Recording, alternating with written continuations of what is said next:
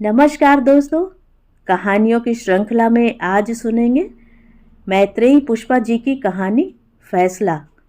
लेकिन उससे पहले मेरा आपसे विनम्र अनुरोध है कि अगर मेरे द्वारा सुनाई हुई कहानियाँ आपको अच्छी लगती हैं तो मेरे चैनल को सब्सक्राइब ज़रूर करें, लाइक करें और अपने दोस्तों और परिचितों में शेयर भी करें। बेल आइकन दबाना बिल्कुल भी ना भूलें। ये कहानी पत्र शैली में लिखी गई है, तो आइए सुनते हैं कहानी फैसला। आदरणीय माँ साहब, सादर प्रणाम। शायद आपने सुन लिया हो, ना सुना होगा तो सुन लेंगे। मेरा पत्र तो आज से 3 दिन बाद मिल पाएगा आपको। चुनाव घोषित हो गया, ना जाने कैसे घटित हो गया ऐसा। आज भी ठीक उस दिन की तरह चकित रह गई मैं, जैसे जब रह गई थी अपनी जीत के दिन। कभी सोचा न था कि मैं प्रधान पद के लिए चुनी जा सकती हूँ। कैसे मिल गए इतने वोट? गांव में पार्टी बंदी थी, विरोध था। फिर बाद में कारण समझ में आ गया था, जब मैंने सारी औरतों को एक ही भाव से आह्लादित देखा। उमंगों तरंगों का भीतरी आंदोलन चेहरे पर छलक रहा था। ब्लॉक प्रमुख की पत्नी होने के नाते घर घर जाकर अपनी बहनों का धन्यवाद करना जब संभव नहीं हो सका, तो मैं पथनवारे में जा पहुंची। आप जानते तो हैं कि हर गांव में पथनवारा एक तरह से महिला बैठकी का सुरक्षित स्थान होता है। गोबर मिट्टी से सने हाथों कंडा थापते समय औरतें अक्सर आप बीती भी एक दूसरे को सुना लेती हैं। हमारे सुख दुख की सर्व साक्षी है यह जगह। वैसे मेरा पथनवारे में जाना अब शोभनीय नहीं माना जाता। रणवीर ने पहले ही कह दिया था कि गांव की अन्य औरतों की तरह अब तुम सिर पर डलिया तसला धरे नहीं सोती। आखिर प्रधान की पत्नी हो। वे प्रमुख बने तो बंदिशों में कुछ और कसावट आ गई, और जब मैं स्वयं प्रधान बन गई तो उनकी प्रतिष्ठा कई कई गुना ऊंचे चढ़ गई। वे उदार और आधुनिक व्यक्तित्व के स्वामी माने जाने लगे। अन्य गांव की निगाहों में हमारा गांव अधिक ऊंचा हो गया, और मैं गांव की औरतों से दूरी बनाए रखने की हिदायत तले दबने लगी। पर मेरा मन नहीं मानता था। किसी न किसी बहाने पहुंच ही जाती उन लोगों के बीच। रणवीर कहते थे, अभी तुम्हारी राजनैतिक उम्र कम है बसुमती, परिपक्वता आएगी तो चल स्वयं निकलोगी मान सम्मान बचाकर। ईश्वरिया बकरियों का रेवड़ हाँकती हुई उधर ही आ निकली थी। आप जानते होंगे, मैंने जिक्र तो किया था उसका कि वह कितनी निश्चल, कितनी मुखर है। यह भी बताया था कि मैं और वह इस गांव में एक ही दिन ब्याह कर आए थे। आप हंस पड़े थे माँ साहब, यह कहते हुए कि नेह भी लगाया तो गड़रिया की बहू से। वाह वसुमती, बड़ी चौंचीती नजर है उसकी। जब तक मैंने घूंघट उलटकर गांव के रूखे पेड़ों, घर मकानों, गली मोहल्लों को निहारा ही था, तब तक उसने हर द्वार देहरी की पहचान कर ली, हर आदमी को नाप जोख लिया। शर्माना सकुचाना नहीं है ना उसके स्वभाव में। गांव में बड़े बुजुर्गों के नाम इस तरह लेती है जैसे वह उनकी पुरखिन हो।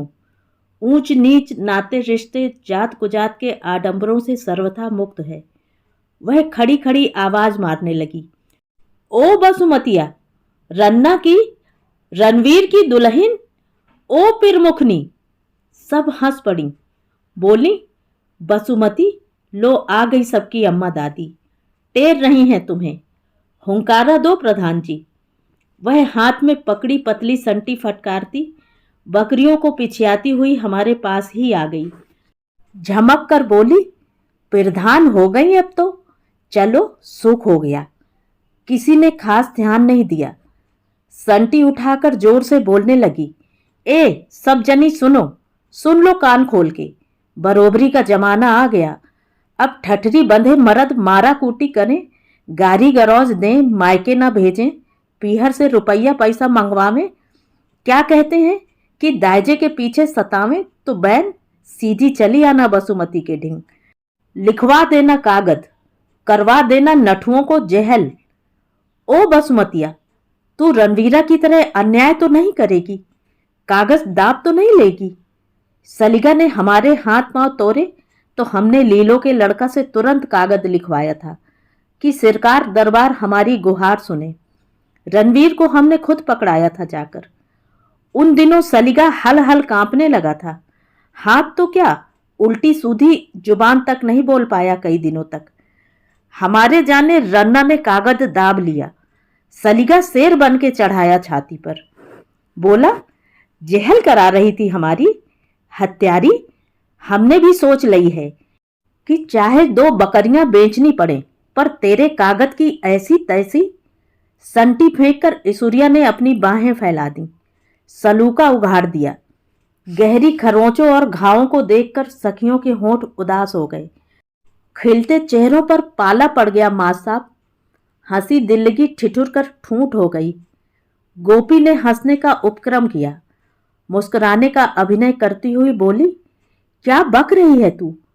कोई सुन लेगा तो कहना देगा प्रमुख जी से। वह तुरंत दयनीयता से उभर आई।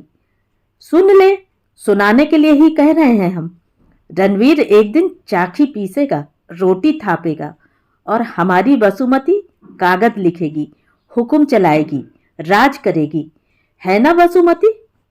सांची कहना, तू 11 क्लास पढ़ी है ना, और रणवीर 9 फेल। बताओ कौन होशियार हुआ?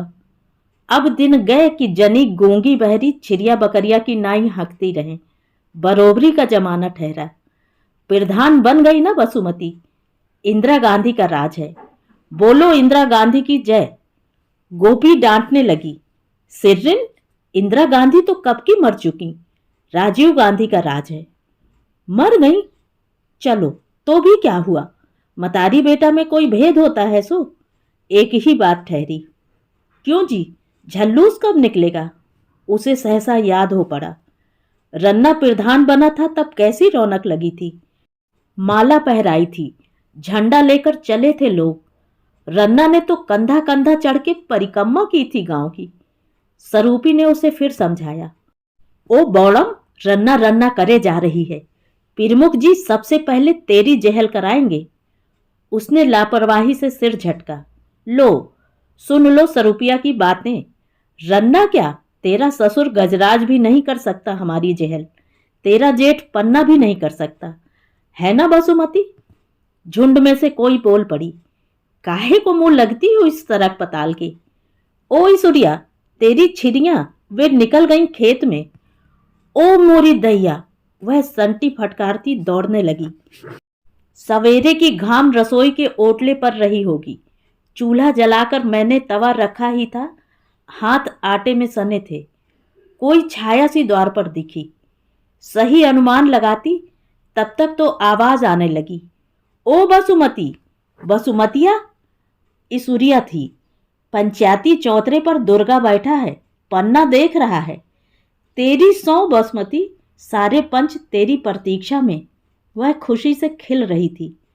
मैंने तुरंत कुसुमा को बुलाया। वह बोली, तुम जाओ भाभी, हम बना देंगे रोटी। सभा में जाने लगी तो औरतें किवाड़ों की झिरी से झांकने लगीं, शायद यह देखने के लिए कि मैं घूंघट डालकर जा रही हूं या पर्दा त्याग कर। माथे तक साड़ी का किनारा, ना घूंघट था ना खुला चेहरा। रास्ते में गोपी मिल गई। ईसुरिया को छेड़ने लगी। बसुमती भाभी तो सभा में जा रही हैं, तू कहाँ जा रही है ईसुरिया? वह तमक गई। चल गोपिया की बच्ची, हम बसुमती के सेक्रेटरी ठहरे, सभा में जा रहे हैं, पंचों को टोकते नहीं हैं। छिरिया कहाँ गई आज? छिरिया चराने सलीगा चला गया। जान गया अब कि मर्द और औरत बरोबर हो गए। बेटा, अब चलो छिरिया चुगाने। हम चबूतरे के समीप पहुंचने ही वाले थे कि रणवीर आते दिखाई दिए। वे लपकते कदमों से हमारे पास आकर रुके। मुख पर आश्चर्य की रेखाएं थीं और नाक तथा होंठ कठोर मुद्रा में अकड़े हुए। बोले, कहाँ? उत्तर ईसुरिया ने दिया। प्रमुख जी, हम पंचायत में जा रहे हैं, अगाई छोड़ो, रास्ता दो।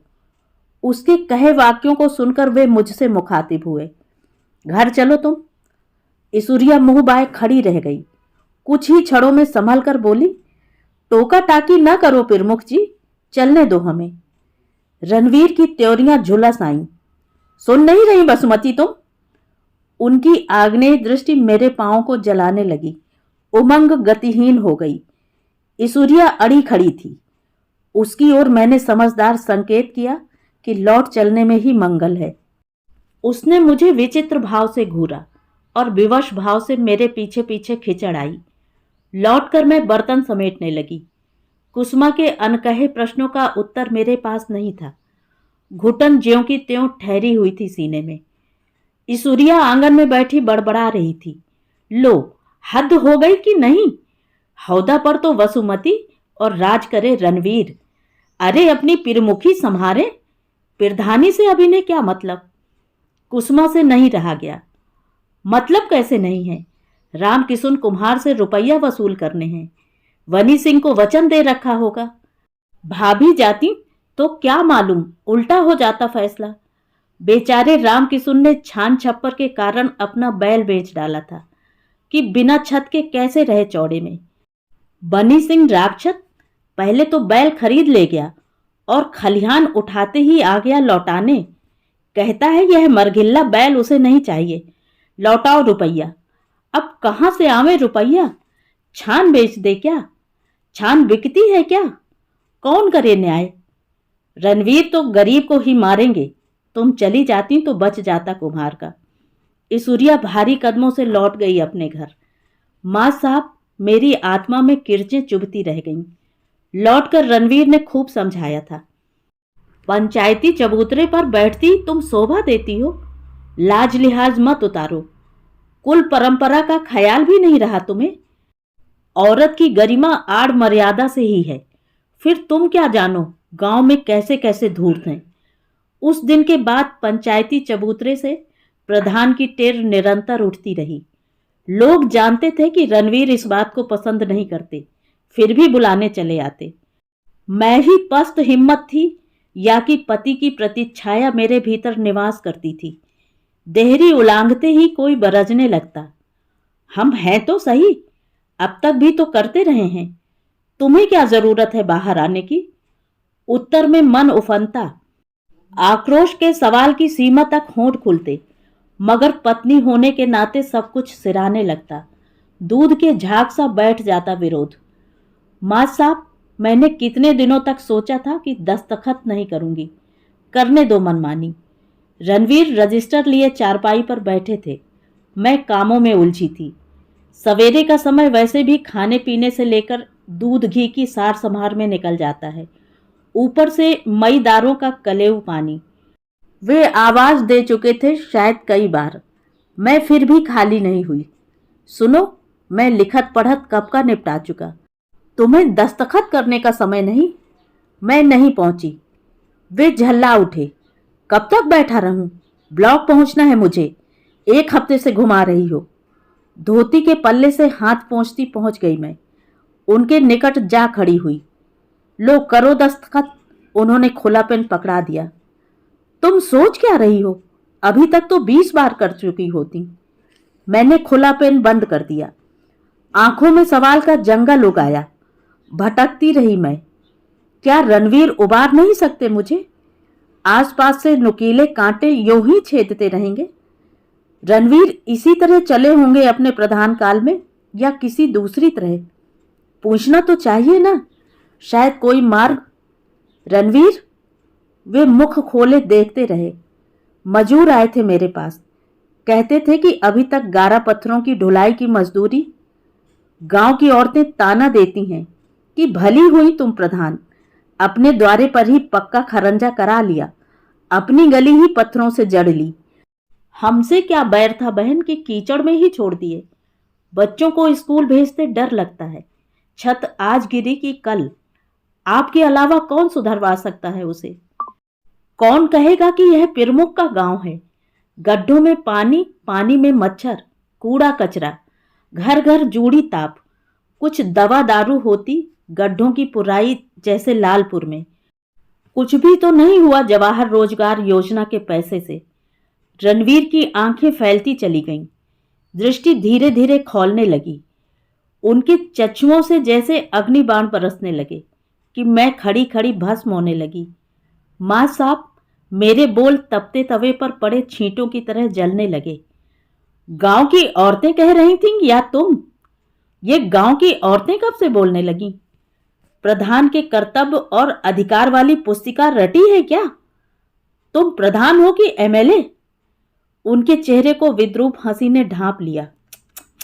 हमसे तो कभी किसी ने नहीं पूछा और तुमसे इतने ढेर सवाल। रणवीर की भाषा बड़ी तीक्ष्ण थी। कांपते हाथों से चुपचाप लिख दिया, वसुमती। दस्तखत। इस रुपए को जिस दिन हस्ताक्षर करके लाई थी, उन दिनों स्वर्ग के सपनों में विचरा करती थी। चमचमाते स्कूल और पक्की गलियों की चाह थी मन में। वर्षा की रौ में ढहे झोपड़ों को संवार देने की आकांक्षा थी। हाथ पर हाथ धरे बैठे बेरोजगारों के घर दुर्दिनों में चूल्हा जलाने की बात सोची थी। बीमारों के दर्द को हरने के लिए कुछ दवा गोली की साध थी। वसुमती देवी, इन 6 अक्षरों ने सपनों के घरौंदे का कड़कड़ आहत कर डाला। एक वृद्धा ने आकर किवाड़ खटखटाया। ओ बेटा वसुमती। पानी का घड़ा घड़ौची पर रखती, तब तक रणवीर का छोटा भाई देववीर जा पहुंचा द्वार पर। क्या है दादी? बेटा, तनक अपनी भौजाई को भेज। पंचायत के लिए बुलाने आई हो क्या? और काहे को लिवा जाएंगे भैया? दादी, जाओ यहां से। भैया घर पर नहीं है, भाभी नहीं जा सकेंगी। काहे नहीं जा सकेंगी? प्रधान नहीं है क्या वह? पंचायत में तो जाना ही पड़ेगा भैया। तुम लड़ाई करवाओगी हमारे घर में? लड़ाई की क्या बात ठहरी बेटा, ये तो पहले ही सोचनी थी तुम्हें। मैं पौर में आ चुकी थी। बूढ़ी अम्मा ने देख लिया। वे पांव में गिर पड़ी। बेटी बसुमती, लाचारी तो समझ हमारी। फिर हमारे जमाई को छुट्टी नहीं मिलेगी। लाम की नौकरी ठहरी। हमारी बेटी का न्याय फैसला करवा बहू। मैं खड़ी खड़ी उनकी सुनती रही। बेटी, लड़की का दर्द देखा नहीं जाता अब। बाप राक्षस है, चैन से जीना नहीं बदा हमारे भाग में। कहते कहते वृद्धा के कोए भीगने लगे। धार बह उठी झुर्रियों भरे मुख पर। क्या करती? कोई चारा न था। सांत्वना थी मेरे पास, सो देती रही। न्याय मिलेगा अम्मा, भरोसा रखो। पंच अन्याय थोड़े ही करेंगे। उस समय ना जाने कैसे निर्णय ले डाला कि ठिठके कदम अम्मा के संग चल पड़े। देववीर रोकता रह गया। फैसला करवाकर आई तो अपूर्व तोष में भीगी हुई थी। अनाम आर्द्रता और प्रेमिल निष्ठा के साथ लिया निर्णय। पवित्र मंदिर सा लगा था पंचायत वाला चबूतरा, जिस पर बैठकर रुके हुए सड़े जल को जैसे काटकर बहा दिया हो मैंने। संपूर्ण गंदगी रिता दी हो अपने हाथों से। अब मानो नई वाटिका का बीजारोपण होगा वहां। रणवीर ने उस रात धीमे से घर में प्रवेश किया। उनका चेहरा गंभीर दहला देने की हद तक विध्वंसात्मक हो उठा। मेरे कलेजे को जैसे कोई खुरों से खूंदने लगा। सनसनाती निस्तब्ध रात में उनका स्वर धीमे से ही बहा, लेकिन भीतर घुला जहर मुझे आपाद मस्तक नहलाता चला गया। कचहरी करने का इतना शौक था तो बाप से कहकर वकालत पढ़ ली होती। बार बार मना करने पर भी मुझसे जवाब नहीं बना उनके कहे वाक्य का। यह रोज रोज की नौटंकी, रात दिन की नाटकबाजी, बताओ कब बंद करोगी? रणवीर ने घर के शून्य में विस्फोट किया। डर के कारण घिघी बंधने लगी। लगा कि पूरी देह में कंपन की लहरें उठ रही हैं। अनायास ही बोल पड़ी। मैं अपने आप नहीं गई थी, अम्मा और उनकी बेटी बुलाने आई थी। हरदेई का दुख कौन नहीं जानता? सबसे ज्यादा तो तुम जानती हो। हरदेई गिड़गिड़ा रही थी। कहती थी कि रणबीर भैया नहीं समझेंगे मेरी पीर। तुम औरत हो भाभी, मेरा दुख समझो, न्याय करो। पति की लाम की नौकरी है, छुट्टी अब 2 साल बाद ही मिल पाएगी। पूरे 7 साल निकल गए इसी तरह। हमारे दादा तो सोचते हैं कि मुझे भेज दिया तो दामाद 1 पैसे का मनी ऑर्डर नहीं करेगा। ताले में बंद कर देते हैं मुझे, इनसे नहीं मिलने देते। अम्मा किसी तरह खोल दें तो पता चलते ही घर में हड़कंप, गंदी गंदी गालियां। 3 बार शहर जाकर खत्म कराया है पेट का बच्चा। तुमने देखे हैं भाभी ऐसे पिता? अब की बेर बचा लो, इनके संग भिजवा दो। तुम्हारा जस नहीं भूलूंगी भाभी, जन्म भर। हरदेई रो उठी थी। मैंने उसकी गुहार फिर भी नहीं सुनी। यही सोचती रही, काश तुमने फैसला कर दिया होता। वे आंखें गाड़कर बोले, कैसा फैसला? जैसा तुम करके आई हो। जंगल में रह रही है हरदेई। बेटी आप घर कि बाप घर? वह मलेटेरिया कहाँ रखेगा उसे? कहीं भी। दोनों में प्रेम है तो क्या घर और क्या वन। वे झटके से उठ पड़े। तो मैं रोक रहा हूं उसे? सारी थरथराहट के बावजूद न जाने कैसे शब्द होठों से झड़ पड़े। मैंने तो सुना है कि उसे हाकिमों के पास उसकी हवस पूरी करने को। अच्छा? उनकी जीभ लपेटा खाने लगी। तुमने यह नहीं सुना कि उसके नालायक भाई की नौकरी कैसे लगी? तुम्हें यह नहीं बताया कि उसका बाप सीमेंट की दलाली निधड़क किसकी कृपा से कर रहा है, कि पक्का मकान कैसे उठा है, किस हितू की हिमायत पर हो रहे हैं सारे काम। मेरा तो उसमें कोई लाभ नहीं। तुम तो सारी कथा जानते हो, फिर क्यों नहीं छुड़ाते उसे उसके बाप के फंदे से? तुमने छुड़ा तो दी। मेरे खिलाफ फैसला इस तरह छीछा लेकर। मेरा ऐसा इरादा कतई नहीं था। फिर उस दिन कैसा इरादा था जब राम सिंह को पुलिस पकड़कर ले जा रही थी? क्यों भागी थी पुलिस के वैन के पीछे पागलों की तरह होश खोकर? क्या कहते होंगे दरोगा जी, क्या सोचते होंगे लोग? यही कि प्रमुख की पत्नी का ऐसा कंजर तरीका। शर्म से गड़ गया ना मैं। आगे ये नाटक रचे तो समझ लेना कि सुनो, राम सिंह दोषी नहीं था, निर्दोष को सजा। वे क्रोध से कांपने लगे। सुन ले और समझ ले अपनी औकात। मजबूरी में खड़ी करनी पड़ी तू। दो दो पदवी नहीं रख सकता था एक साथ।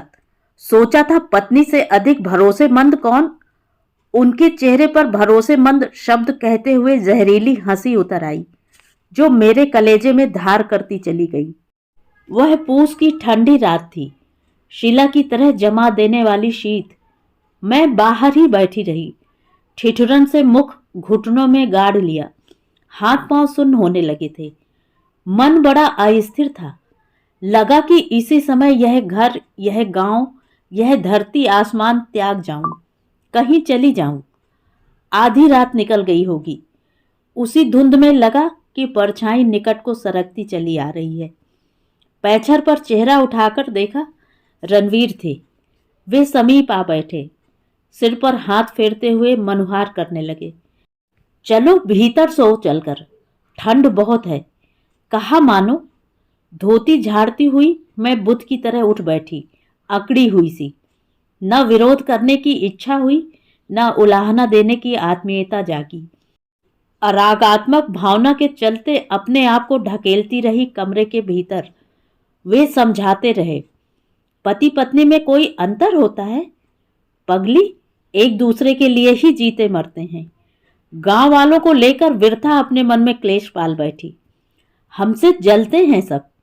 देखा नहीं जाता कि पति प्रमुख और पत्नी प्रधान। चाहते हैं कि तुम द्वार द्वार डोलो, लौंडे लपाड़े हंसी ठट्ठा करें। लोगों को कहने का मौका मिले कि रणवीर की घरवाली पराए मर्दों के बीच। आपको याद होगा मां साहब, जिस दिन मैं प्रधान बनी थी, उस दिन आपने एक छोटी सी चिट्ठी लिखी थी मेरे नाम। उसमें मेरे सुखद भविष्य की, मेरे पति पारायण होने की कामना की थी। साथ ही नया सूरज ढूंढने की आस जगाई थी। संबंधों को जीतने की चुनौती भेजी थी। लिखा था, वसुमती, अपने आंगन में सत्य के खंभे गाड़कर ईमानदारी की छान डालो कि दीन दलित त्रस्त अभिशप्त छांव पा सकें।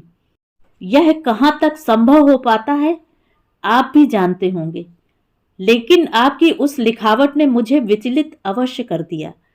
मैं भूल गई मां साहब कि पदवी प्राप्त आदमी छल प्रपंच और आतंक से जिस प्रजा का दमन करता है, उससे मैं अलग नहीं हूं।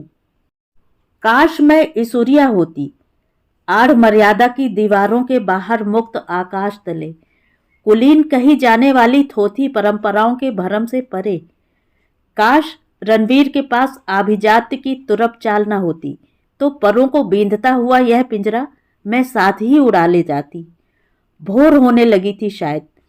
पंछियों की चिचियाहट सुनकर मैं उठ बैठी। यद्यपि देह में निद्रा और सुस्ती के लक्षण न थे, फिर भी मन मार निरस्तता के चलते रोम रोम अनमना था। चूल्हा चौका लीप पोत दिया, कंडे सुलगा दिए। रणवीर को कुल्ला दातून से पहले चाय पीने की आदत बन गई है। चाय डालकर कप प्लेट भीतर ले जा रही थी कि दरवाजे की ओर से आती चीख चिंगाड़ आंगन में मडराने लगी। ओ रन्ना की दुल्हन, ओ बसुमतिया, अरे बाहर तो आ। वृथा है तेरी विद्या, खाक है तेरी पढ़ाई, और राख हो गई तेरी पिरधानी। यह कातर करुण स्वर, यह रोदन की लय में छटपटाती ईसुरिया, विलापात्मक करुणा सनी प्रकंपित आवाज। हाथ में थमा प्याला थरथराने लगा। न जाने क्या हो पड़ा। अरे जल्दी आजा। बड़े पीपरा तरे कुआं में कूद के हरदेई ने प्राण तज दिए। मैं काट हो आई, उल्टी तरफ भागने लगी, रणवीर के कमरे की ओर। टांगें कांप रही थीं, सांसों में अवरोध टकरा रहा था। विश्वास नहीं हो रहा था, पर भीतर ही भीतर कोई अदृश्य अस्पष्ट वसूला आत्मा को छीलने में लगा था। रणवीर बिस्तर पर नहीं थे। देह शिला से भी भारी होने लगी। पांव गतिहीन, निढाल हुई आंगन में ही बैठ गई। किसने उलट दिया निर्णय? रात ही रात में सब कुछ विपरीत कैसे हो गया? पंचों का फैसला रद्द किसने किया? किसने रोका उसे पति संग जाने से? ईश्वरिया ने मुझे कंधों से झचकोर डाला। अब बैठी ही रहेगी? आखिरी समय मुख तो हेर ले। हरदेई तुझे वोट देने गई थी, झल्लूस में झंडा उठा के चली थी तेरे नाम का। हाँ, उसकी अनोखी आन बान वाली छवि आंखों में तिर आई। बसुमती देवी जिंदाबाद, बसुमती भाभी अमर रहें। ईश्वरिया का शोक गीत थमा न था। अच्छा होता बसुमती, हम अपना बोट काठ की लठिया को दे आते। निर्जीव लकड़ी को उठाए उठती तो बैरी पर वार तो करती, अति चालों के विरोध में पड़ती। पर रणवीर की दुल्हन, तुम तो बड़े घर की बहू ही रही, पिरमुख जी की पत्नी। घूंघट में लिपटी पुतरिया सी चलती रही आंखें मूंद के। पीपल तले पहुंची। वहां भी क्या हुआ? क्या होना था? दरोगा, सिपाही और रणवीर, गांव के मुंह देखा लोग विराजमान थे वहां। हरदेई के पिता के रोदनमय बयानों पर पुलिसिया कलम चल रही थी। दहेज के लोभी पति से मारपीट हुई थी रात के समय। उसकी बिगड़ी हुई आदतों के चलते हम अपनी बेटी को नहीं भेजते थे उसके साथ, पर होनी को नहीं टाल पाए दरोगा जी। पिरान खो दिए मेरी हरदेई ने। मां बेहोश पड़ी है घर में। ईश्वरिया विक्षिप्तों की तरह आगे को भागी, दहाड़ मारकर कहने लगी, ओ दरोगा जी, असल बात तो। रणवीर ने बात बीच में ही रोक ली। अरे कहां भागी जा रही है तू? न्याय मिलेगा। उस हत्यारे को फांसी न करवाई तो मेरा नाम रणवीर नहीं। जा घर, वसुमती को लिवा जा। पंचनामा करा के दरोगा जी की जीप में रणवीर सादर बैठे चले गए। पीछे गर्द गुबार, धुंध में लिपटे लोग त्राही त्राही करते अपने अपने घरों को लौट लिए। लौटकर अपने आंगन में मैं संतप्त औरतों के बीच बैठी रही। लग रहा था जैसे इसी घर से अर्थी उठी हो। अनेक अनबूझ प्रश्न अटके थे आसपास थकी पथराई आंखों में। पति पत्नी के पुण्य पावन संबंध के नीचे विचलित खगी और शक्तिमान अहेरी का संगमन। क्या औरतें पहचानती थीं अहंकारात्मक आत्मीयता को? नहीं तो वे मूक बधिर सी उठकर क्यों चली गईं? प्रश्न न कोई प्रतिप्रश्न। समय बीतता गया। प्रमुख का चुनाव आ गया। रणवीर फिर प्रत्याशी थे। उन्हें दम लेने की फुर्सत नहीं थी इन दिनों। मेरे पास भी घर के भीतर का काम बहुत अधिक था। सुबह से जला चूल्हा रात तक ही बुझ पाता। फिर भोजन के अतिरिक्त खाट बिस्तरों का प्रबंध। आवाजाही के चलते ब्याह सा मचा था घर में। रणवीर कहते हैं, गांव का आदमी इतना भोला नहीं जितना समझा जाता है। फिर वह जो राजनीति के चक्रव्यूह भेद चुका हो, वह पारंगत तो शहरी नेताओं को पटखनी खिलाते। एक एक प्रधान का नखरा साधना था रणवीर को। मेरे ख्याल से तहसील भर के प्रधानों ने हमारे घर आकर जुहार किया रणवीर को। चर्चा तो यहां तक हुई कि अब की बार रणवीर प्रमुख के बाद एमएलए के लिए खड़े होंगे। ठीक बात थी। रणवीर बड़े चतुर हैं। बोतल बीड़ी के निखालिस आधार पर नहीं टिकते।